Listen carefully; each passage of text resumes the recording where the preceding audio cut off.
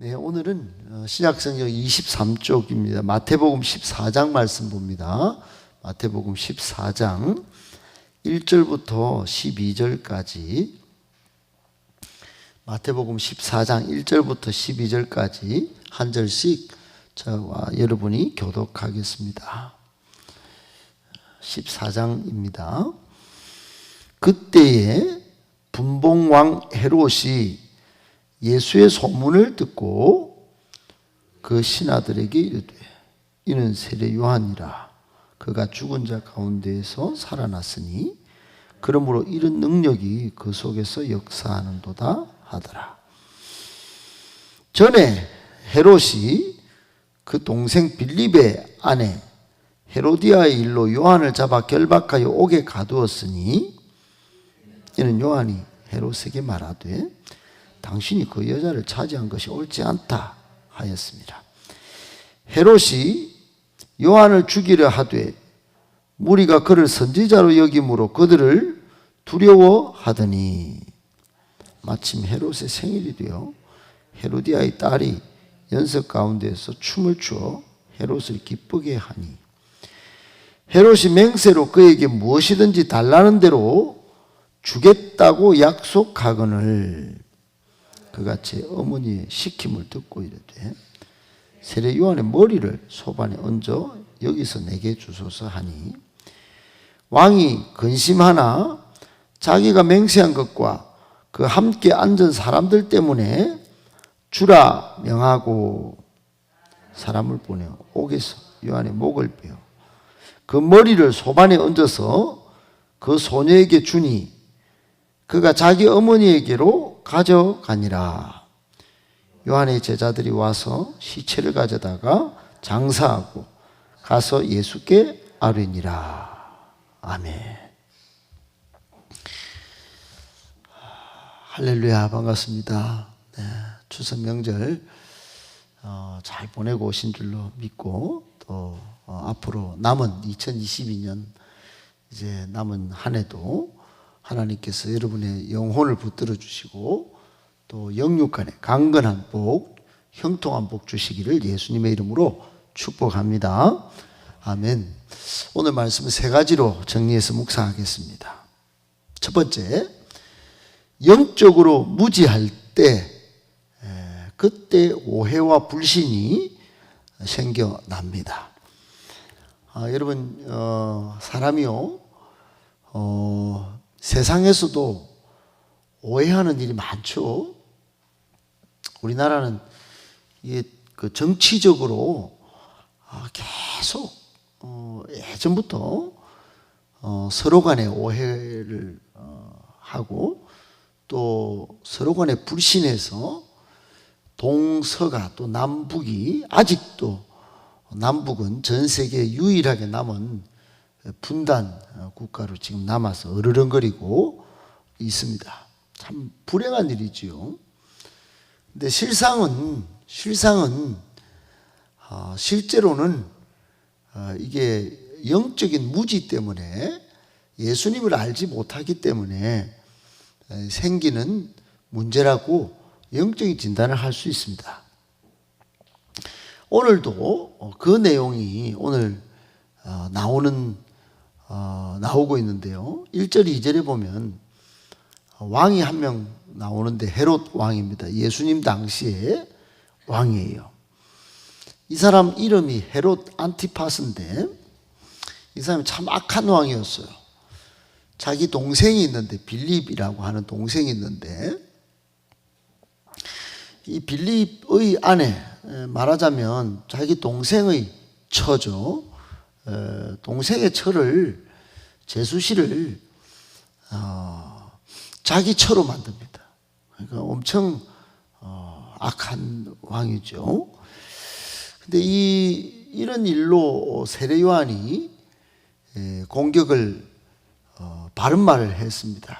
바른 말을 하니까 이 세례 요한을 죽인 이야기가 오늘 본문에 3절 전에 하면서 이렇게 등장합니다만 1절, 2절은 현재 이야기인데 현재 그때에 이 헤롯 왕이 유대를 통치하는 헤롯 왕이 예수의 소문을 듣습니다. 예수님이 지금껏 여러분 우리가 이 14장 올 때까지 제자들을 부르고 또 병자를 치료하고 팔복 산에서부터 천국 비밀을 말씀하시고 또 비유로 여러 가지 천국의 이야기를 하시고 엄청난 사람들이 쫓아다닌다는 소문이 들린 겁니다.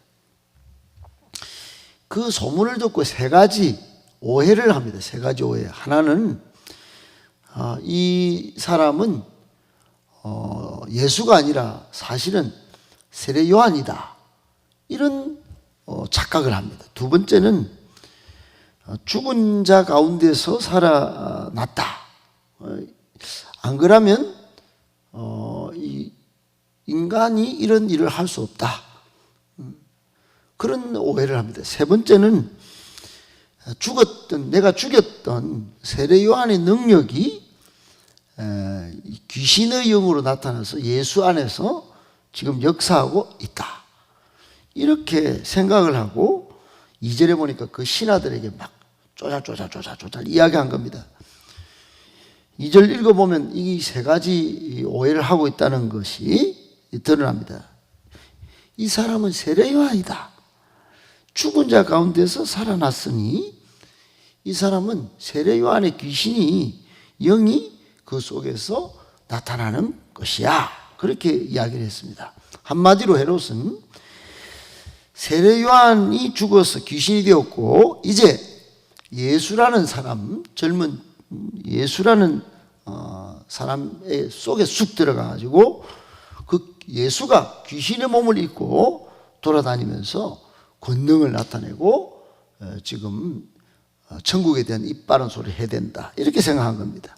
한마디로 헤롯 왕의 영적인 무지, 예수님에 대한 불신, 이것 때문에 지금 이렇게 말한 겁니다. 여러분, 영적으로 무지하거나 또 영적인 세계에 대해서 잘못 알고 불신하면 어떤 결과가 생기냐면 하나님 아닌 것을 신뢰하고 추종하게 됩니다.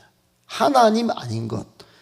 하나님이 창조주요 만물의 주관자고 우리 인생에 대한 놀라운 구원 계획을 갖고 계신데 그분을 신뢰하지 않는 겁니다. 하나님을 따르지 않는 거예요.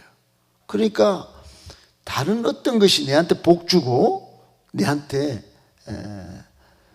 뭔가 이룰 것이 있다. 이러고는 막 그게 뭡니까? 귀신이 귀신. 하나님 아닌 거 전부 귀신의 영들인데 그 이제 여러분 사례가 있습니다. 사례가 이스라엘의 초대왕 사울이 그랬어요. 사울이 영적으로 무지하니까 이 사람이 하나님의 예언자 사무엘을 통하여 왕이 됐는데 하나님의 뜻에 의해서 왕이 되놓고 나중에는 귀신에 사로잡혀가지고 신접한 여인을 찾아가지고 막 거기다 막 돈을 갖다 바치고 빌고 결국은 그러다가 죽습니다. 여러분 이렇게 영적을 무지하면 하나님을 쫓던 사람도 나중에 신접한 귀신한테 붙은 무당한테 찾아가서 비는 그런 꼴이 생기는 것입니다. 두 번째로는 영적으로 무지하면은 사탄의 속임수에 넘어가게 됩니다. 사탄이 뻔한 거짓말인데 여러분 신천지에 빠진 사람들요 여러분 만나보면 완전히 정상입니다. 정상. 오히려 우리보다 훨씬 믿음이 훨씬 더 좋아 보입니다. 근데 그 뻔한 거짓말에 속임수 넘어갑니다. 이게 결코 가벼운 일이 아닙니다, 여러분. 오늘 이 헤롯 왕이 영적인 무지의 결과로 예수님인데 뻔한 예수님을 세례 요한이다 하고 귀신에 죽었던 세례 요한이 살아났다 하고 귀신의 몸을 입어서 막 능력을 행한다 하고 이렇게 하는 이 내용이 우리에게 주는 교훈이 뭐냐 하면은 여러분 영적인 무지에 빠지면 안 된다. 그러면 온갖 오해와 온갖 불신에 사로잡혀서 어떤 일을 벌일지 모른다 하는 것과 두 번째는 같은 맥락인데 영적인 무지에 빠지지 않기 위해서 항상 말씀을 읽고 여러분 성령 충만해야 된다는 것입니다. 여러분 영적인 무지에 안 빠지는 최고의 길은 하나님의 말씀을 항상 가까이 하는 그 길밖에 없습니다. 말씀으로 성령으로 기록된 하나님의 말씀 이거야말로 여러분 귀신을 밝히 드러내는 최고의 성령의 검입니다. 검. 그리고 성령 충만한다는 것은 늘 하나님과 교제가 계속 있기 때문에 여러분 귀신은 밝히 드러날 수밖에 없는 것이에요. 여러분 영적인 무지에 빠지지 않고 오해와 불신으로 치달아서 혹 잘못되지 않도록 하기 위하여 항상 말씀 충만, 성령 충만하실 수 있기를 예수님의 이름으로 축복합니다. 아멘. 두 번째, 악인은 끝내 회개하지 않습니다. 여러분 시편 1편 6절에 보면 하나님께서 의인의 길은 인정하시나 악인의 길은 망하리로다 이런 말씀이 있어요. 의인의 길을 하나님께서 항상 인정하시는데 악인은 망한다. 이거 시편 1편에 기록된 말씀인데 이거 굉장히 중요한 말씀이에요. 근데 이 중요한 말씀을 우리 가볍게 여깁니다. 악인들은 이걸 여러분 소홀히 여기는 거예요. 오늘 헤롯 왕이 예수의 소문을 듣고 이거 오해뿐만 아니고요. 아마도 좀 죄의식은 있었던 거 봐요. 그러니까 3절에 보니까 옛날 생각을 떠올립니다. 이게. 뭐 예수의 소문이 들린다 한다고 신하들한테 말을 해놓고 3절에 전에 헤롯이 그 동생 빌립의 아내를 데려온 거 자기 부인 삼은 거 가지고 막 헤롯이 세례 요한이 막 잘못됐어요. 그래 채통을 지키세요. 왕이 그러시면 이 나라가 질서가 되겠습니까? 그렇게 했더니 막 잡아갖고 있다가 어느 날 잔치가 열렸는데 이 헤로디아라고 하는 이 빌립의 처도 그래요. 이 제수 씨도 이제 헤롯 왕하고 똑같은 그 생각을 갖고 있다가 얘야 딸내미야 춤추다가 그 왕이 아주 기분 좋을 때 뭐 나라까지 줄 마음으로 아마 니한테 뭐라 할 거야. 그때 세례 요한의 목을 탁 빼갖고 달라해라 요 자리에서 알았지? 딱 그렇게 하고 약속을 딱 했습니다. 그러니까 이 일이 있었으니까 아마 이 헤롯 왕은 죄의식이 있었을 거예요. 하나님의 사람을 죽인 거. 그래서 결국은 이게 하나님의 심판을 받지 않을까 하는 그런 두려움도 있었을 것입니다. 그런데 회개하지 않아요. 단지 사람들 눈치를 좀 봤던 것 같아요. 5절에 보니까 사람들 좀 두려워했고 나중에 이거 죽일까 말까 근심도 했다는 걸 9절에 보니까 이렇게 드러난 걸 봐서 이 사람이 아마 분명히 죄의식을 가지고 있고 하나님 사람을 죽이면 안 된다는 하는 그런 생각을 분명히 갖고 있었을 것 같아요. 그러니까 이 하나님이 심판을 받는 것들을 생각을 하면서도 회개하지 않고 세례 요한을 죽인 게 틀림없습니다. 여러분 이렇게 결국은 갔다가 오늘은 또 예수님까지 이런 오해를 하고 있으니 여러분 끝내 회개하지 않은 증거가 그대로 드러난 것입니다. 사랑하는 여러분, 의인의 특징은 빨리 회개하고 하나님께 순종하는 것입니다. 그런데 악인의 특징은요, 하나님 살아계신 것도 믿지 않고 하나님이 심판하신 것 알면서도 끝까지 끝내 회개하지 않는다는 것입니다. 잠언 29장 1절에 보면 악인은 책망을 받으면서도 목이 곧아서 갑자기 패망하느니라 이런 말씀이 있습니다. 악인은 끝내 여러분 책망을 받고도 목이 딱 곧아서 절대 회개하지 않는다는 것입니다. 여러분 우리는 의인의 삶을 사는 사람들이니 말씀으로 하나님께서 톡 꼬집어 주시면 즉시 하나님 앞에서 회개하는 것이 옳습니다. 그것이 우리를 살리고 하나님의 나라를 이루는 길입니다. 영적으로 민감해야 이게 가능합니다. 둔감하지 않고 목이 곧지 않고 항상 회개 마음으로 순종의 삶을 잘 사는 복된 삶, 의인의 길을 사는 저와 여러분 되시길 예수님의 이름으로 축복합니다. 아멘. 마지막 세 번째, 악이 또 악을 낳습니다. 여러분, 헤롯 왕이 동생의 철을 아내로 삼은 것도 악이고, 또 9절에 보면 헤로디아의 딸이 춤을 추다가 어머니가 시킨다고 그걸 목을 쳐서 달락하는데 그걸 실행하는 것도 이게 여러분 그것도 사람의 목을 베가지고 소반에 담아서 이게 준다는 게 이게 보통 사람이면 불가능합니다. 눈 시뻘게 뜬 목을 갖다가 그 딸내미가 시킨다고 그 교육상 그 좋지도 않은 거를 그렇게 여러분 이 악행을 저지른 지금 이 헤롯 왕이요. 여러분 그것들 중단하지도 않고 1, 2, 3로 막 계속 지금 결국 어인 세례 요한을 죽이는 데까지 그까지 막 처음부터 끝까지 이렇게 시리즈로 이렇게 일을 합니다. 여러분 악은 여기서 우리가 받는 교훈이 악은 또 다른 계속 악으로 연결시킨 속성이 있다는 겁니다.